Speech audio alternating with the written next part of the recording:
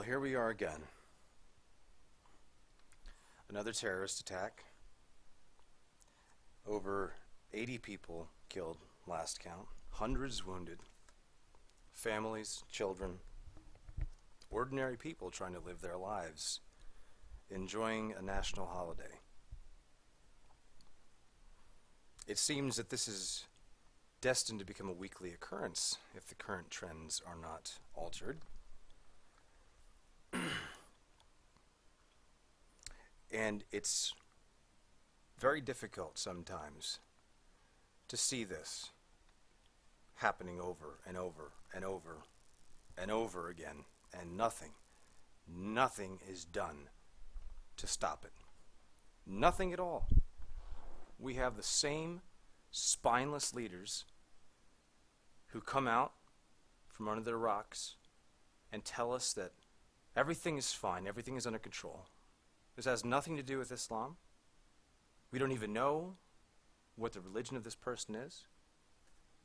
Has nothing to do with all these previous terrorist attacks, all these other terrorist attacks that have happened all over Europe, all over the United States, have been happening for decades. They have been increasing at an exponential rate of speed. They have nothing to do with one another. It's all an illusion. Ignore the man behind the curtain. Look over there. Here, let's watch some celebrity gossip TV. Are you kidding me? Hundreds of people every week now are being killed by these terrorist attacks, and we only hear about these big ones. Smaller terrorist attacks are going on a daily basis, And now we have this. They say some madman ran a truck through crowds of people. It's not a madman. These people, I mean, technically you could say, yes, they're insane. The worm of radical Islam has infected their brains. Their minds have been corrupt by ideology, by hatred. And we're supposed to take it upon ourselves that we're the hateful people for bringing this up, for stating the reality that everyone with an open and clear mind can see. 99% of all these terrorist attacks are coming from the same group of people. That's not some extremist. That's not just a few lone wolves. Gun control didn't help Paris. Gun control didn't help the people celebrating at Nice.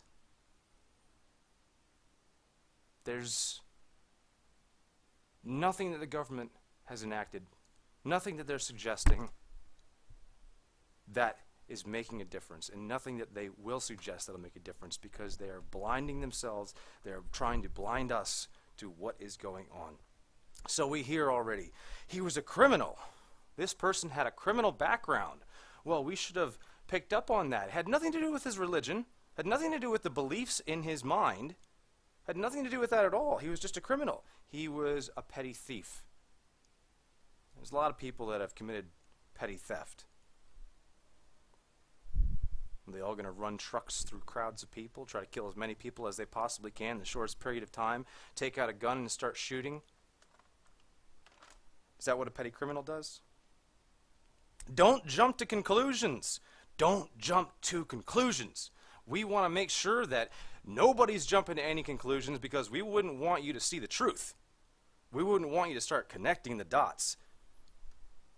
He was a migrant. The attacker was a migrant from Tunisia. Now, Tunisia has a 98% population of Muslims. 98% of their population is Muslim. Maybe he was just part of that 2%. Maybe. Maybe he was. Maybe he was off his meds. He was just mentally unstable. We need to medicate these people more. Couldn't have anything to do with what they believe in. No, that couldn't have anything to do with it. What people believe in is just this ethereal substance, which it can be just transferred and replicated and erased. All we need is more propaganda. We can erase all this, right? If people just get together and all watch the same television shows, we can just make them think the same things. Doesn't work. It doesn't work.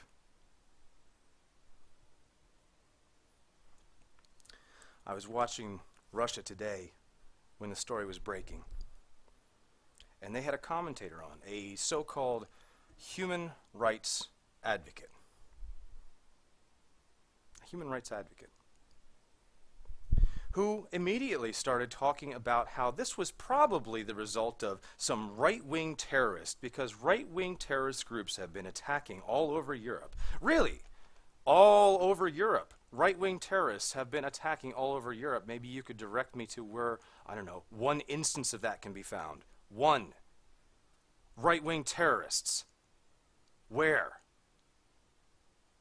Where? The propaganda has become so thick that they'll just outright lie. This is how desperate they are to retain control. When I say they, I mean these spineless, neo-socialist, social justice warrior types. Their whole, everything that they believe in, all that, the entire irrational belief system of including everyone, regardless of what they believe. It doesn't matter if somebody wants to kill you, invite them into your home. Don't stand up for anything. Don't stand up for yourself. Don't stand up for your culture. Don't stand up for your beliefs. It's all relative, right? We're all living in a postmodern utopia. Right-wing terrorists attacking all across Europe. And then, about 30 seconds later, he started talking about Donald Trump and how Donald Trump is an extremist nationalist. Now, I fail to see the connection between Donald Trump and the American election and a terrorist attack in France. I fail to see that connection. And I would love to see the justification for politicizing a terrorist attack just hours after it occurs for the purpose of potentially infiltrating and influencing the American presidential election. Pathetic. Absolutely pathetic, intolerable, reprehensible. People like this should be publicly shamed. These people should not have offices like human rights advocate. And I do not have the person's name because it was a live feed, and I was just too damn pissed off at the time to go and write it down. Shortly after that, the RT, and I'm not trying to talk down the RT. I actually view them somewhat regularly as an alternative media source, but they did irritate me tremendously regarding this event. They mentioned a hashtag that was trending, a hashtag, and how this hashtag was helping the victims of the attack. This hashtag is helping the victims. We don't need hashtags. We don't need people going on Facebook and changing the color of their profile pictures. We don't need Twitters. We don't need Instagram photos. None of this matters. We need people to get out of their houses, get away from their televisions, go out into the streets, stand up for truth, refuse to accept the lies, refuse to accept the propaganda, and see reality for what it is. How are we ever going to stop these kinds of attacks if we can't even talk about what is causing them? It is insanity. It is complete insanity. These people are committing cultural suicide in our own civilization. They want us to die. Anybody who has anything that's associated with the Western tradition must die. This is what they want. And I'm not talking about the Muslim extremists. I'm talking about their allies. The people within our societies who grew up here, who are standing up for this, decades into this marathon of terrorist attack, whether it's guns or trucks or bombs or knives, whatever it is, people being shot, hacked, and blown up to death. Shot to death, blown up, hacked apart alive. Very few of this enters into the mainstream media. But when you go into alternative media and you start seeing what's really going on, it's a very clear picture. They don't want us to be thinking about this. I ask the question, why? Why shouldn't we be thinking about these things? Because it seems pretty serious to me if we're being attacked on a regular basis. But this is just the new norm. This is just the new norm. I've had people tell me we should accept that this is the new normal for our civilization. It would be harsh and cruel and unusual to punish people, we'll say disproportionately, to exclude people based on their belief system, to profile based on current and previous trends that seem to be repeating on a regular basis. It would be too much to bear to actually say, this population seems to have a problem in it. Maybe we should address that problem. Maybe we should look at that population, and maybe we shouldn't go after everyone in that population. We shouldn't be overly harsh about it, but maybe we should just look at that population and say, there seem to be some problems there. I wonder how we can prevent those problems from entering our society. And not having a completely open borders policy might be a good place to start. There's no violence involved in that at all. There's no hatred at all involved in that. It's basic logic, basic reasoning. It doesn't take too much to figure something out as simple as, if those people over there hate you and they're chanting that they want to kill you and destroy you and take your civilization away, that you probably shouldn't let those people into your country.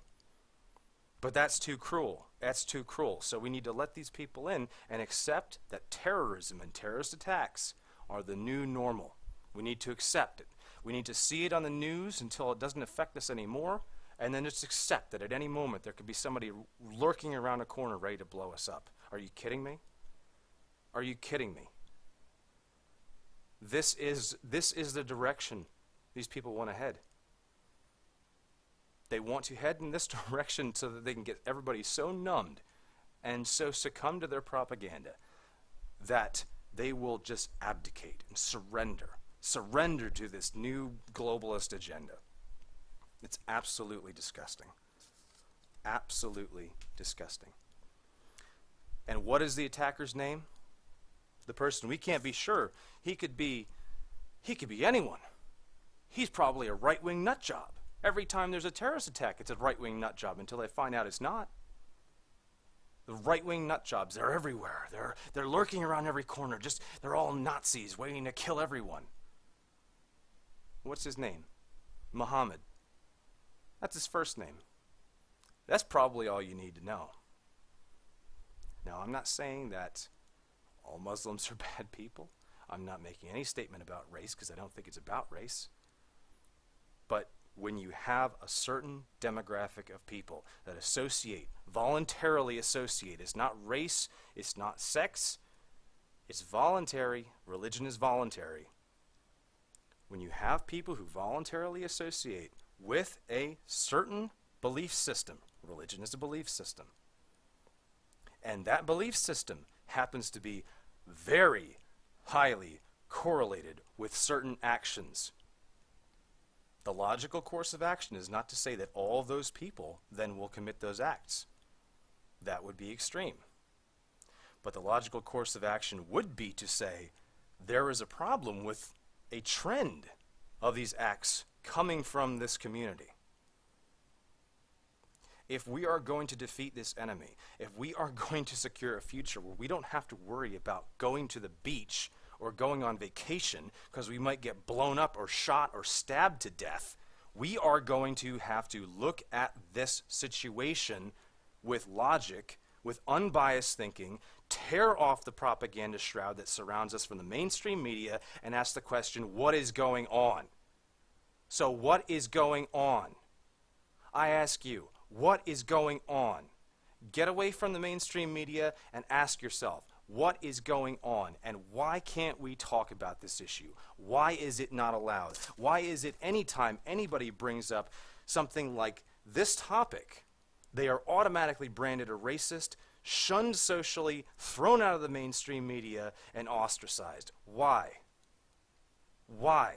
And if you ask that question long enough, I think you will come to the inevitable conclusion.